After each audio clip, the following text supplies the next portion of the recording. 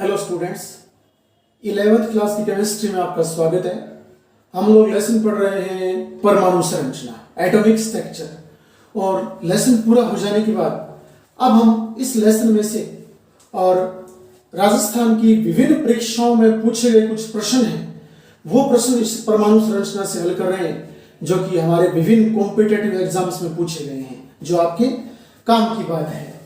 तो देखिए, जैसे सामान्य प्रश्न पूछे गए इस लेसन से और उनकी हम यहाँ विवेचना कर रहे हैं। तो पहला प्रश्न ये पूछा गया एक साथ इकट्ठा कि आपके 6C12, 6 कार्बन 12, कार्बन यहाँ प्रतीक लिखा है मैंने और उसका परमाणु क्रमांक 6 और यहाँ द्रव्यमान संख्या 12 है। द्रव्यमान आप इस साइड लिख सकते हो या फिर ऊपर यहां लिख सकते हो, कोई फर्क नहीं, एक ही बात होती है। 6C12 ये परमाणु क्रमांक है, 6 कार्बन प्रतीक हो गया और 12 द्रव्यमान यानी भार हो गया, उसका परमाणु भार बोलूंगा मैं। तो इसमें जो नेक्स्ट था वो था 8 ऑक्सीजन 16 और एक था Fe 26 Fe 56, ये थे।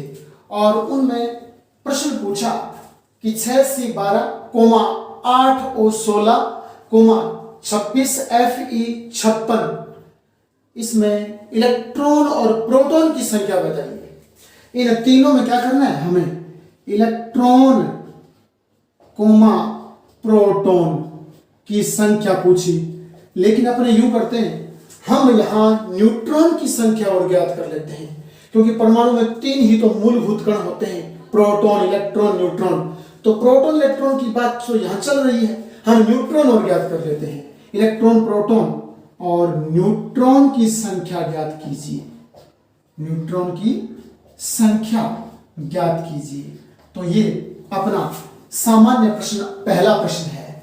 तो याद रखना कि कोई तत्व लिखा हो और जितना उसका परमाणु क्रमांक दिया है, परमाणु क्रमांक क्या होता है? आवर्त सारणी में उस तत्व का निर्धारित स्थान, आवर्त सारणी में तत्व का निर्धारित स्थान उसका परमाणु क्रमांक कहलाता है, और परमाणु क्रमांक नीचे दिया हुआ है वो वाला है।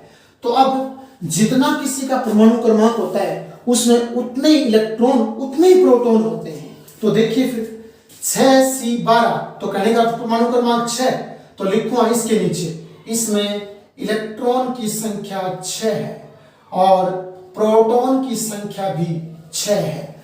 तो फिर एक कौन बच गया? न्यूट्रॉन बच गया। इलेक्ट्रॉन पर E- लगाते हैं, प्रोटॉन पर P+ लगाते हैं, और न्यूट्रॉन पर कोई आवेश नहीं होता तो यहां शून्य लगा देते हैं, न्यूट्रॉन न्यूट्रल होता है। तो इलेक्ट्रॉन पर माइनस, प्रोटॉन पर धनावेश, न्यूट्रॉन पर शून्य, यानी कोई आवेश नहीं। न्यूट्रॉन बना है न्यूट्रल शब्द से, जिसके पास कोई आवेश ना हो। तो परमाणु क्रमांक जितना होता है उतने ही इलेक्ट्रॉन, उतने ही प्रोटॉन।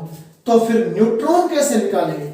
द्रव्यमान संख्या में से और ये परमाणु क्रमांक घटा दीजिए। द्रव्यमान संख्या 12 है, उसमें से परमाणु क्रमांक 6 घटा दूंगा तो 6 आ जाएंगे। तो यहां न्यूट्रॉन की संख्या 6 हो गई हमारे पास, न्यूट्रॉन की संख्या 6। द्रव्यमान में से परमाणु क्रमांक घटा लीजिए, न्यूट्रॉन की संख्या प्राप्त हो जाएगी। इसी प्रकार इस O में चलते हैं, 8 ऑक्सीजन 16, तो याद रखना ऑक्सीजन का परमाणु क्रमांक 8 है, तो इलेक्ट्रॉन की संख्या 8 हो जाएगी। और ऑक्सीजन में 8 परमाणु क्रमांक, तो फिर 8 ही प्रोटॉन हो जाएंगे, क्योंकि जितना परमाणु क्रमांक उतने ही प्रोटॉन, उतने इलेक्ट्रॉन, तो यहाँ 8 हो जाएंगे। और न्यूट्रॉन अलग होते हैं, न्यूट्रॉन निकालोगे आप, तो न्यूट्रॉन निकालने हेतु द्रव्यमान संख्या ऊपर वाली में से और परमाणु क्रमांक घटा दीजिए, तो 16 - 8 बराबर 8 आ जाएंगे। इस प्रकार ऑक्सीजन में न्यूट्रॉन की संख्या 8 होगी, तो 8 8 8 इस प्रकार से।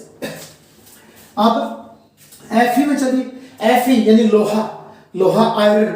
इस आयरन में, इस लोहे में परमाणु क्रमांक 26 है, परमाणु क्रमांक 26 है। बताइए इलेक्ट्रॉन कितने होंगे? 26। बताइए प्रोटॉन कितने होंगे? 26। आई बात समझ में? और न्यूट्रॉन की संख्या भिन्न होगी, तो 56 - 26, न्यूट्रॉन जब निकालोगे तो 56 - 26 बराबर कितना? बराबर 30 आ गया। 30 आ गया, 30 न्यूट्रॉन की संख्या हो जाएगी। ठीक है ना? न्यूट्रॉन की संख्या 30 हो जाएगी। ये आपको इस प्रकार से ध्यान में रखना है। और ये सामान्य प्रश्न हमारे एग्जाम में पूछा गया था, एक सामान्य सा प्रश्न था। इसी प्रकार अब हम बात करते हैं नेक्स्ट प्रश्न की। नेक्स्ट प्रश्न पूछा गया था कि मैं लिख रहा हूं यहां पर H2 प्लस कोमा O2 ऊपर प्लस और कोमा H2 में इलेक्ट्रॉन की संख्या बताइए। ठीक है ना, इन तीनों में, ये तीनों अलग अलग है। H2 के ऊपर प्लस दिया है, O2 के ऊपर प्लस दिया है, यहां H2 उदासीन है, कोई प्लस माइनस नहीं है। ठीक है ना, तो इन तीनों में इलेक्ट्रॉन की संख्या केवल और केवल पूछी गई थी। तो आप इनको ध्यान दीजिए, इनके पैरों में कुछ संख्या लगी हुई है, तो फिर ये अणु है, परमाणु नहीं है। परमाणु अकेला होता है और पैरों में कुछ संख्या लगी हो तो वो अणु होते हैं। जैसे मैं इसकी बात करूं एक मिनट, तो ऐसे बताऊं कि H प्लस H, ठीक है ना, H प्लस H बन गया H2, क्योंकि परमाणु परमाणु जब मिलते हैं तो अणु बनता है। और अणु की पहचान क्या है? अणु के पैरों में कुछ संख्या लगी होती है, वो अणु होते हैं। और परमाणु की पहचान क्या है? परमाणु हमेशा सिंगल होता है, अकेला होता है। तो जब परमाणु परमाणु संयोग करते हैं तो अणु का निर्माण होता है। तो इस H2 में दो परमाणु हैं, H और H। आई बात समझ में? इसी प्रकार हम देखते हैं, शुरुआत से देखते हैं। इधर देखिए H2 है, तो इस H2 को पहले आप H और HU लिख लीजिए। इस H2 को H दो बार लिख लीजिए। अब ऊपर प्लस लगाए तो किसी एक परमाणु पर प्लस लगा दीजिए। जैसे सपोज कीजिए इस पर प्लस लगा देता हूं, कोई दिक्कत नहीं, इस पर भी लगा सकते थे, कोई गलत नहीं है। ठीक है ना, इस पर प्लस लगा दिया या इस पर प्लस लगा दिया, एक ही बात है, कहीं लगा दीजिए आप। अब क्या होगा? आप जानते हो हाइड्रोजन परमाणु आवर्त सारणी में 1 नंबर पर आता है, तो मैं इसका परमाणु क्रमांक 1 लिख दूंगा। ये भी हाइड्रोजन ही है तो ये भी तो 1 नंबर पर आएगा, इसका 1 लिख दूंगा।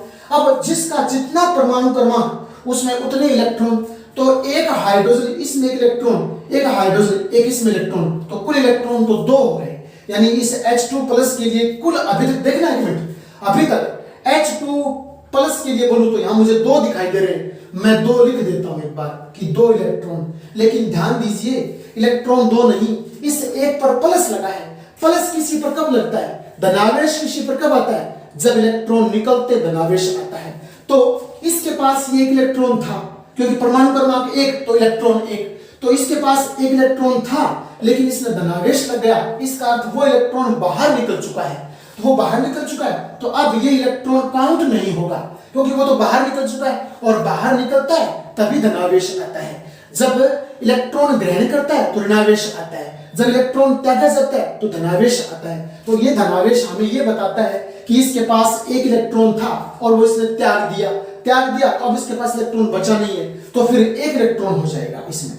ठीक है ना, इस प्रकार से आपको ध्यान रखना है। वो तो मैंने समझाने के लिए लिखा था आपको कि यहां जैसे 1 और 1 2, तो 2 लिख लूंगा, लेकिन इस पर प्लस लगाए तो इलेक्ट्रॉन निकल गया तो वापस 1 आ जाएगा, तो 1 इलेक्ट्रॉन हो जाएगा। इसी प्रकार यानी कहने का अर्थ H2 प्लस में इलेक्ट्रॉन की संख्या 1 होगी।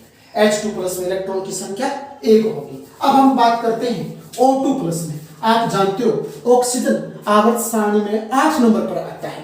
कितने पर? 8 पर। यहाँ O2 दिए हैं तो O और OU लिख लेता हूं, ये भी 8 नंबर पर, ये भी 8 नंबर पर। आई बात समझ में? दोनों का एक साथ कर लेता हूं कि 8 परमाणु क्रमांक, 8 परमाणु क्रमांक, जितना परमाणु क्रमांक उतने इलेक्ट्रॉन, तो 8 इसमें इलेक्ट्रॉन, 8 इसमें इलेक्ट्रॉन, तो इलेक्ट्रॉन की संख्या तो 16 हो गई एक बार, तो 16 हो गई एक बार। लेकिन यहां देखिए यहां प्लस दिया है, प्लस किसी एक पर लगा लूंगा, जैसे इस पर लगा लूं तो इस पर क्या होगा?